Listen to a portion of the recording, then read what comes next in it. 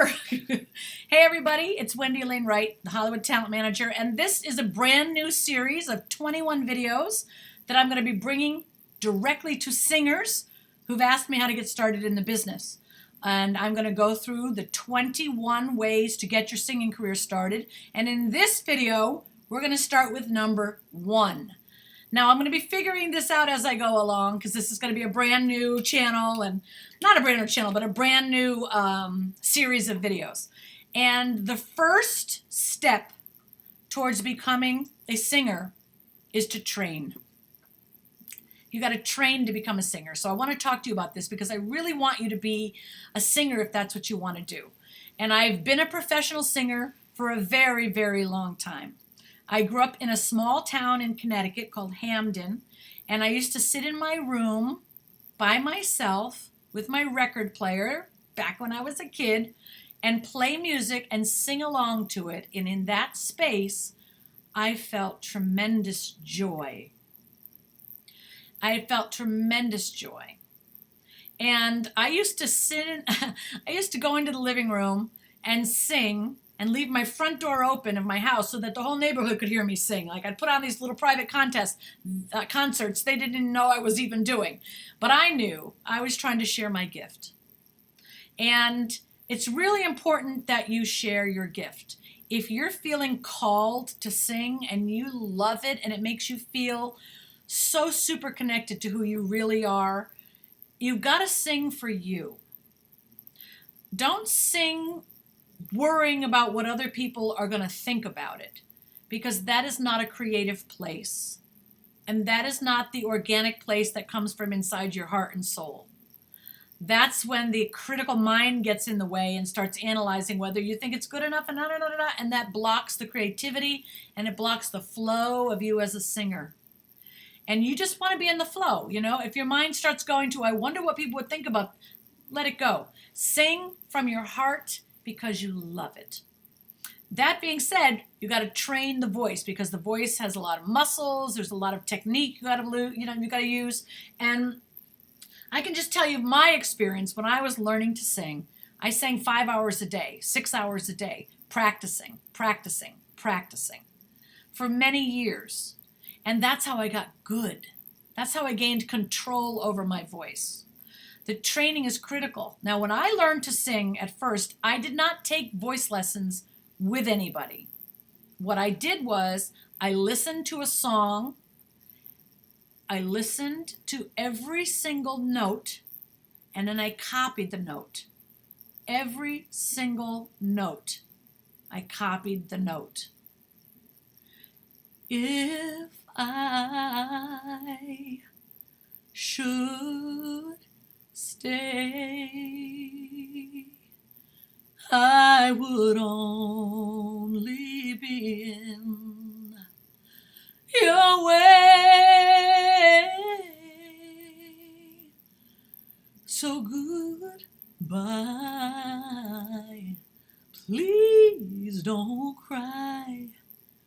Right? Just copied each note that the singer is singing until I could sing it exactly like they did. Now, that doesn't mean I'm not going to find my own style later on.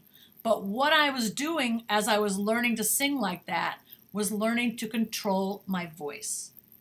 Right? So any type of music I would put on, let's say Fleetwood Mac, Ryan rings like a bird in the night, and wouldn't you love to love her?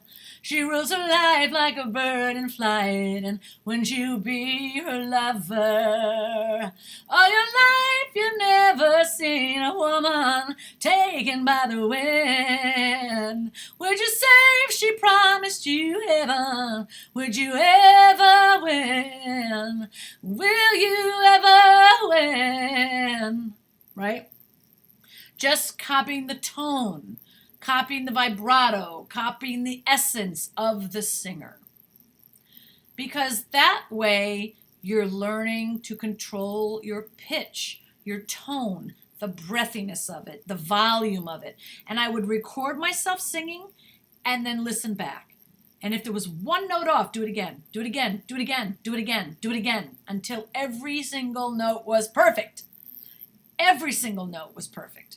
And then I would sing it just for the sheer fun of singing it, because I got it over and over and over and over until I was ready to move on to the next song. And that could be 6 hours later, right? But the time goes by like that when you're doing what you love. It really does. So training is the first thing. After I did that for many years, training like that, and I just loved coming home from school, putting on my record player, and putting on I have like a lot of my records right here. I have a box of like records because when I was growing up, I wanted to be on records. Okay, so for all you young singers that want to be on the radio, want to be on CDs, I get that, right? I wanted to be on records, and all of these names were really important to me. Columbia, Chrysalis. Oh, let's see what we have here. 20th Century, Profile, 21 Records. What was Wham on? I loved my records, and I used to read the lyrics. We always had the lyrics on the back. This is Columbia, right? Yeah, Columbia. See, when I saw that, I just wanted to be on a record like this. I'm telling you. I was not fooling around. This is Berry Gordy's label. I was determined to make records. And I wasn't asking the universe permission if I could make records. I was going to make records. And that is what I know is my calling, what I know I was going to do. And it's not a question. I'm not asking for permission. I'm going to make records, and I'm going to sing because I love it. So I've got all these CDs, and I know all these songs. I know tons and tons and tons and tons of songs. So I would just pull out the CD, and it doesn't matter what style of music it was. Blues, R&B, jazz. We didn't have hip-hop back then. Classic white rock. We had all kinds of music. Soul music. I'd sing to everything. And what I became after 4 or 5 years of singing every single day, for hours, practicing, that's how you get good. What I discovered was I was confident because I could sing and I could control my voice. And I would always, in my training sessions, I would always stretch for the highest notes, the longest notes, the deepest note. I would try crazy runs. Like Mariah came out and she said, oh, that you turned out to be. Whatever she did, I swear to God, the first day I heard Mariah Carey, I was driving down La Cienega Boulevard in Hollywood. I heard, treated you kind, sweet destiny, suffered from alienation, with one that was waiting for me. I went, what the hell is that?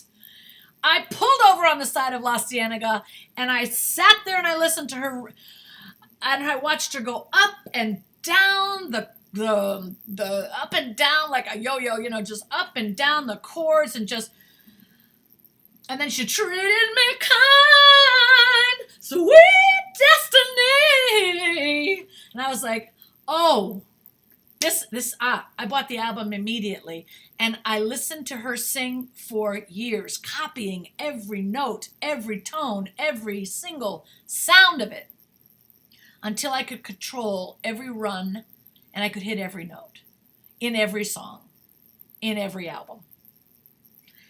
And I did that with Anita Baker as well, and Michael McDonald, and songs in the key of life, Stevie Wonder, and then all my 45s. So that is my suggestion to you.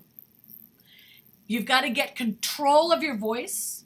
You've got to develop your hearing and listening, being able to pitch correct, to correct yourself when you're not on the note. And for me, that works by, let's say I play a song. Let me grab a song.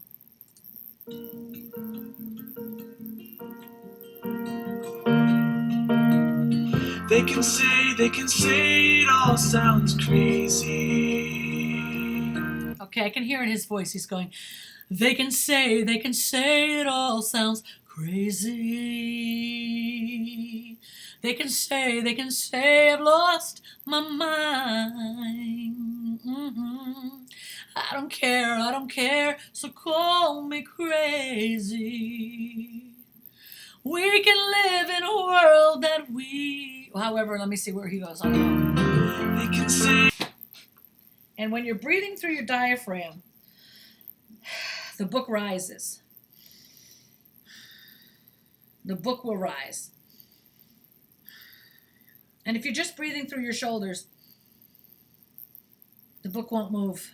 It won't move. You want it to rise. You want the book to be pushed out. So if you're laying on the floor on the back and you've got your book on your stomach, when you breathe in, it should feel like an air, like a tire is inside your diaphragm, and you're filling it up with air, so it's expanding. And when that gets bigger, it pushes the book up. And then when you release your breath, it brings the book back down. And when you're doing that, you're breathing from your diaphragm. As we go along, I'll teach you a lot more about breathing, because there are times when you're going to use certain breaths to carry out certain notes, times when you know you're going to hit a long note that you're going to take a deep breath from your diaphragm so you can hold that note, times when you need that breath so you can bring it to be very airy and breathy, like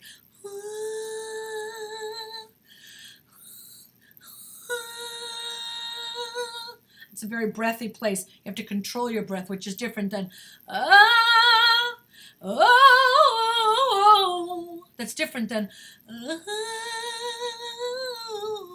right? So you're going to control your breathiness, you're going to control the power, you're going to control the volume, and all those things are stuff that you learn control by practicing singing along with other songs and trying to get it exactly as the original singer sings it. And later on we can find your style, but right now I want you to just master control of your voice. Practice it every day, several hours a day. Right now, work on the scene A Million Dreams, and I will see you in the next video. Looking forward to this series.